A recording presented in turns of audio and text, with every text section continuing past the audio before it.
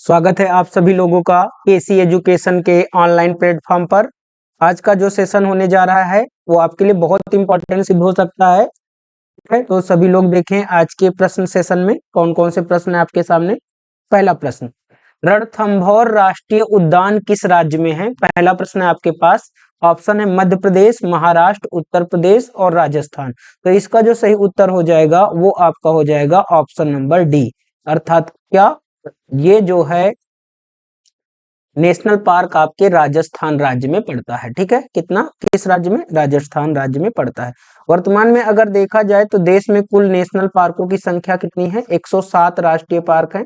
कितने? 107 राष्ट्रीय पार्क हैं। उसमें जो आपका सबसे बड़ा राष्ट्रीय पार्क है वो है आपका हेमिस राष्ट्रीय उद्यान। कौन सा है? हेमिस राष्ट्रीय उद्यान जो है, हेमिस राष्ट्रीय उद्यान है। और जो जिम कॉर्बेट नेशनल पार्क, कौन सा? जिम कॉर्बेट नेशनल पार्क देश का पहला राष्ट्रीय पार्क, ठीक है, था, जिसका हाल ही में नाम बदल करके क्या कर दिया गया है? रामगंगा नेशनल पार्क कर दिया गया। ठीक है, अगला प्रश्न आज के क्विज का, भारतीय संविधान की 8वीं अनुसूची में प्रारंभ में कितनी भाषाओं को शामिल किया गया था? तो ऑप्शन है आपके 14, 18, 16 और 22। तो इसका जो करेक्ट उत्तर हो जाएगा वो आपका हो जाएगा 14। तो इसलिए ऑप्शन नंबर ए जो है आपका करेक्ट होगा। ठीक है, मूल संविधान में कितनी अनुसूचियां थी? तो जब संविधान का निर्माण हुआ तो मूल संविधान में अनुसूचियों की संख्या आपकी कितनी थी? तो मूल संविधान में टोटल 8 अनुसूची थी। कितनी? 8 अनुसूची थी। ठीक है, और वर्तमान में अनुसूची अब कितनी हो गई है? 12। तो ये चीज ध्यान दीजिएगा, 8 अनुसूची मूल संविधान में थी और वर्तमान में कितनी? 12 है। तो जो आपकी 9वीं अनुसूची थी वो पहले संविधान संशोधन द्वारा, 10वीं अनुसूची 92वें संविधान संशोधन द्वारा, और आपकी 11वीं अनुसूची जो थी वो 73वें संविधान संशोधन द्वारा, और 12वीं अनुसूची 74वें संविधान संशोधन द्वारा जोड़ी गई। ठीक है, तो मूल संविधान में 8वीं अनुसूची में कितनी भाषाएं? 14। और वर्तमान की अगर बात किया जाए तो वर्तमान में अब कितनी हो गई है? 22 हो गई है। ठीक है, तो इसलिए इसका करेक्ट उत्तर क्या होगा? ए ऑप्शन होगा।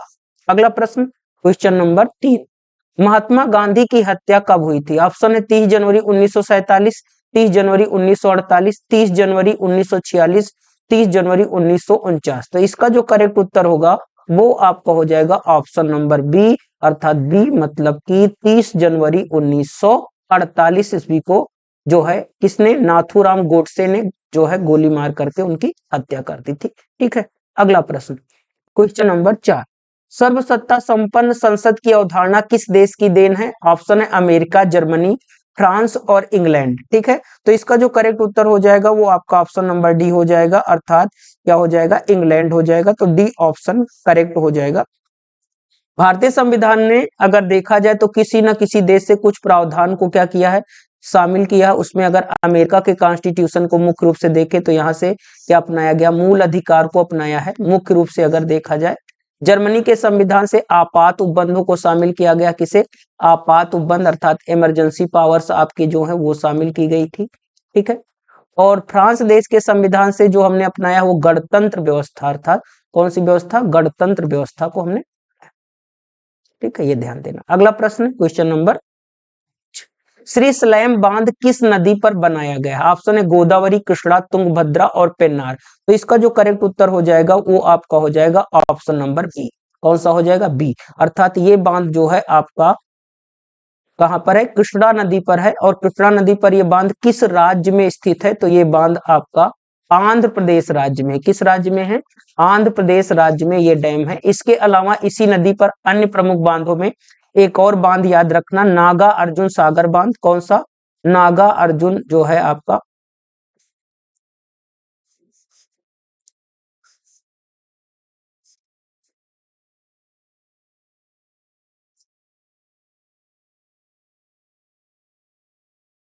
ठीक है, देखते हैं कौन कौन से और डैम इसमें जो प्रमुख डैम है अगर देखा जाए तो एक आप याद रखना, नागा अर्जुन सागर बांध। कौन सा? नागा अर्जुन सागर डैम याद रखना। और दूसरा एक बांध और याद रखना आपको। कौन सा? एक दूसरा और बांध जो याद रखना है वो आपका जो है अलमट्टी बांध है। कौन सा? अलमट्टी बांध। ठीक है, एक और बांध अगर कोई याद कौन सा पूछा जाता है आपसे तो अलमट्टी डैम भी याद रखना आपको। अलमट्टी डैम जो कर्नाटक राज्य में पड़ेगा, नागार्जुन सागर बांध आंध्र प्रदेश और तेलंगाना के बॉर्डर एरिया पर है और श्रीशैलम बांध जो है आंध्र प्रदेश में है। ठीक है, अगला प्रश्न क्वेश्चन नंबर 6, काशी विद्यापीठ की स्थापना किसने की थी? ऑप्शन है पुरुषोत्तम दास टंडन, शिव प्रसाद गुप्ता, राजा महेंद्र प्रताप, स्वामी सहजानंद सरस्वती। तो इसका जो आपका करेक्ट उत्तर हो जाएगा वो हो जाएगा ऑप्शन नंबर बी। क्या हो जाएगा? ऑप्शन नंबर बी अर्थात शिव प्रसाद गुप्ता। तो इसका जो करेक्ट उत्तर हो जाएगा वो ऑप्शन नंबर बी हो जाएगा। ठीक है, अगला प्रश्न, उत्तर प्रदेश सबसे बड़ा उत्पादक है। ऑप्शन है केला, सेब, आम और पपीता। तो इसका जो करेक्ट उत्तर हो जाएगा वो आपका हो जाएगा आम। क्या हो जाएगा? आम करेक्ट हो जाएगा, इसलिए इसका करेक्ट उत्तर क्या होगा? सी ऑप्शन होगा।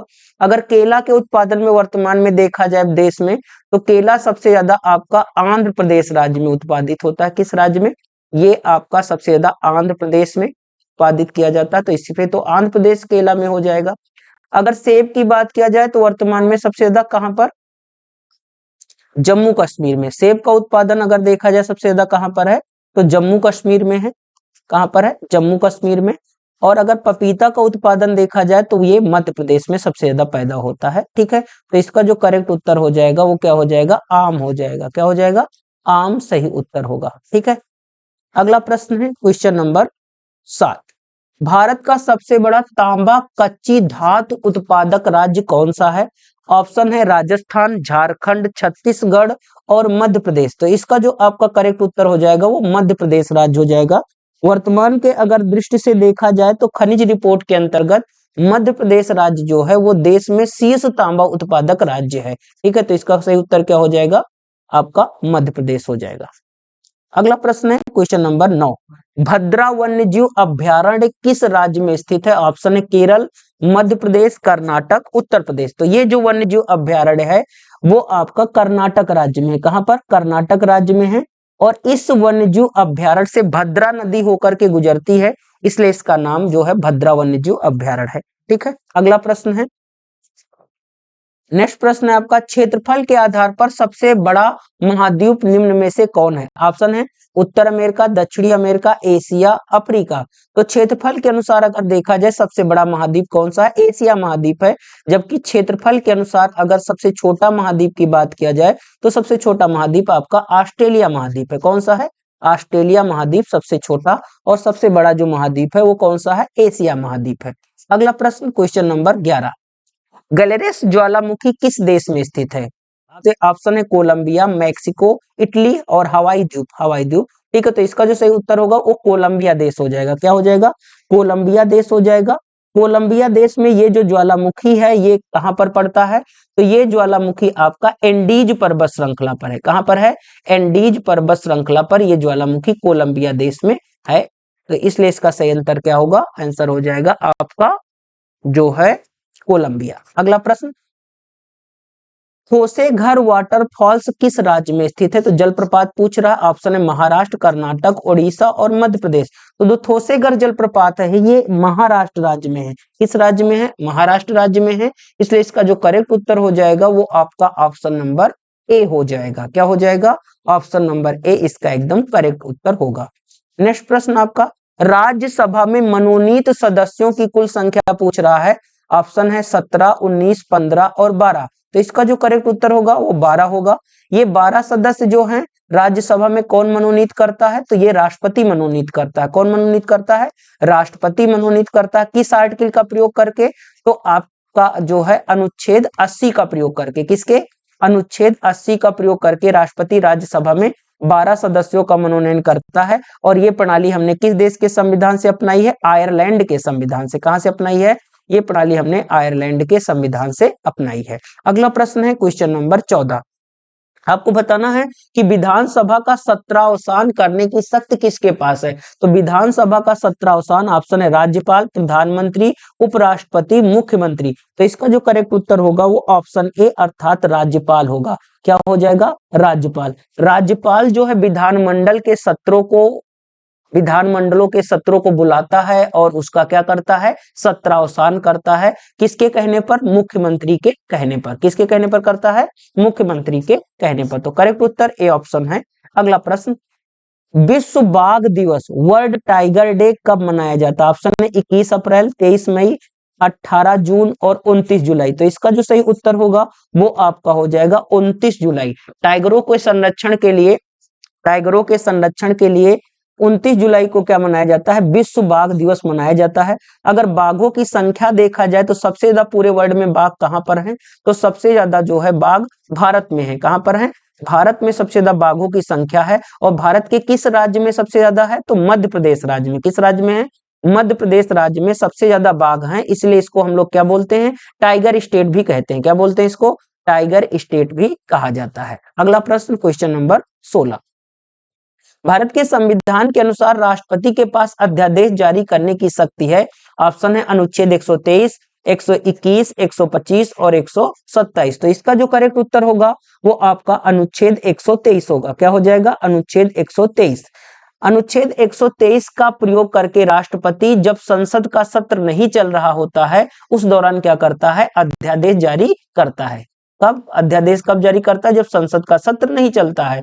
और अध्यादेश का कानून के रूप में जो टाइम ड्यूरेशन है वो कितने माह होता है? 6 माह। कितने माह होता है? 6 माह। 6 माह के अंदर संसद से इसे अनुमोदित होना अनिवार्य होता है। ठीक है, अगला प्रश्न, क्वेश्चन नंबर 17।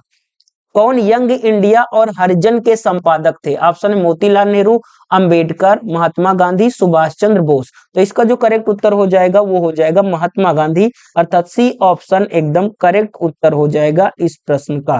ठीक है, तो इसलिए इसका सही उत्तर क्या? सी ऑप्शन है। एक अगला प्रश्न, किस अंग के भीतर पित्ताशय स्थित होता है? ऑप्शन है अग्न्याशय, यकृत, वृक्क और छोटी आंत। तो इसका जो करेक्ट उत्तर होगा आपका यकृत हो जाएगा। यकृत जो है करेक्ट उत्तर होगा, अर्थात बी ऑप्शन इसका क्या होगा? करेक्ट उत्तर होगा। और जो यकृत से जुड़ा ये अंग होता है छोटा सा, ये क्या करता है? ये पित्त रस को भंडारित करता है। क्या करता है? ये पित्त रस को भंडारित करने का कार्य करता है। ठीक है ना, तो पित्त रस को कौन भंडारित करता है? पित्ताशय भंडारित करता है। ठीक है ना, चलिए अगला प्रश्न, क्वेश्चन नंबर 19। मानवीय शरीर में रक्त संचार कैसे होता है की खोज करने वाले प्रथम वैज्ञानिक का नाम आपको बताना है। ऑप्शन है Edward Jenner, Joseph Lister, William Harvey, Gregor Mendel. तो इसका जो करेक्ट उत्तर होगा वो विलियम हार्वे हो जाएगा, इसलिए ऑप्शन नंबर सी एकदम करेक्ट होगा। मानव शरीर में जो रुधिर परिसंचरण तंत्र है उसकी खोज करने वाले वैज्ञानिक थे विलियम हार्वे। और मानव शरीर में कैसा रक्त परिसंचरण तंत्र है? तो याद रखना बंद रक्त परिसंचरण तंत्र पाया जाता है। क्या पाया जाता है? बंद रक्त परिसंचरण तंत्र पाया जाता है। ठीक है, अगला प्रश्न, क्वेश्चन नंबर 20।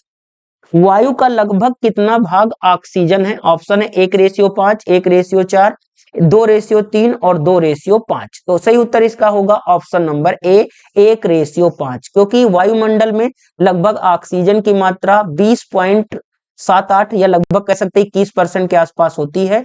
तो उस अनुसार अगर देखा जाए तो सबसे नियरेस्ट ऑप्शन 21% या 20% कह सकते हैं। तो 100 में 20 का रेशियो लेंगे तो क्या बनेगा? 1:5 बन जाएगा। ठीक है, तो 20 का तो कितना बन जाएगा? 1:5। तो सही उत्तर क्या होगा? ए ऑप्शन हो जाएगा। अगला प्रश्न, क्वेश्चन नंबर 21। परितंत्र के दो मूल घटक कौन है? ठीक है, इकोसिस्टम के जो दो मूल घटक होते हैं, ऑप्शन है पौधे और प्राणी, जीवीय और अजीवीय, पौधे और प्रकाश, घास पात और सूक्ष्म जीव। तो इसका जो करेक्ट उत्तर होगा वो ऑप्शन नंबर बी हो जाएगा। ठीक है, क्या हो जाएगा? Option number B. ठीक है, जैविक और अजैविक घटक मिलकर के किसका निर्माण करते हैं? परितंत्र का निर्माण करते हैं। अगला प्रश्न, क्वेश्चन नंबर 22।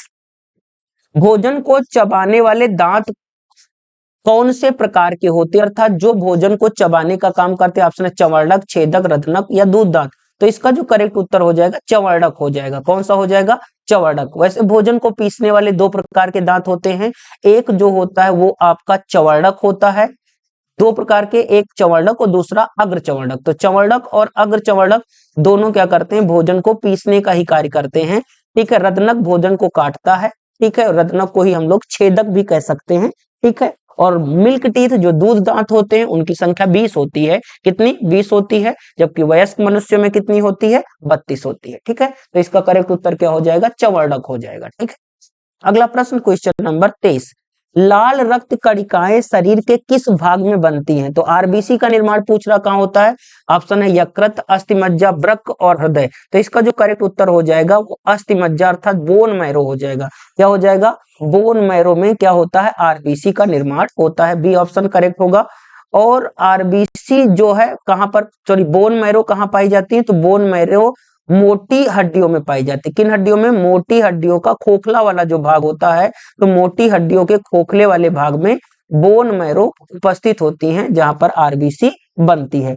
जबकि जब बच्चा गर्भ में होता है तो आरबीसी कहाँ बनती है? लीवर में बनती है। गर्भकाल के दौरान कहाँ बनती है? लीवर में। और उसके बाद जन्म के बाद अस्थिमज्जा में बनती है। अगला प्रश्न है क्वेश्चन नंबर 24। वर्ष 2011 की जनगणना के अनुसार उत्तर प्रदेश के किस जिले की जनसंख्या सबसे ज्यादा थी? ऑप्शन है इलाहाबाद, आगरा, मुरादाबाद और गाजियाबाद। तो इसका जो करेक्ट उत्तर हो जाएगा वो आपका इलाहाबाद होगा। क्या हो जाएगा? इलाहाबाद, अर्थात प्रयागराज या इलाहाबाद वर्तमान में उत्तर प्रदेश का पॉपुलेशन की दृष्टि से सबसे बड़ा जिला है। अगला प्रश्न क्वेश्चन नंबर 25। भारत के संविधान के अनुच्छेद 243 आई के अनुसार पंचायतों की वित्तीय स्थिति की समीक्षा के लिए वित्त आयोग का गठन कब किया जाता है? तो इसका ऑप्शन है प्रत्येक छठे वर्ष की समाप्ति पर, प्रत्येक पांचवें वर्ष की समाप्ति पर, प्रत्येक दूसरे वर्ष की समाप्ति पर, प्रत्येक तीसरे वर्ष की समाप्ति पर। तो इसका जो करेक्ट उत्तर होगा वो ऑप्शन नंबर बी होगा। क्या हो जाएगा? बी ऑप्शन करेक्ट होगा। राज्य का राज्यपाल कौन? राज्य का राज्यपाल प्रत्येक 5 वर्ष के अंतराल पर राज्य वित्त आयोग का गठन पंचायतों की वित्तीय स्थिति या वित्तीय समीक्षा के लिए करता है। ठीक है, तो याद रखना इसका करेक्ट उत्तर क्या होगा? बी उत्तर हो जाएगा। ठीक है, तो ये था आज का सेशन। ठीक है, सभी लोगों को धन्यवाद।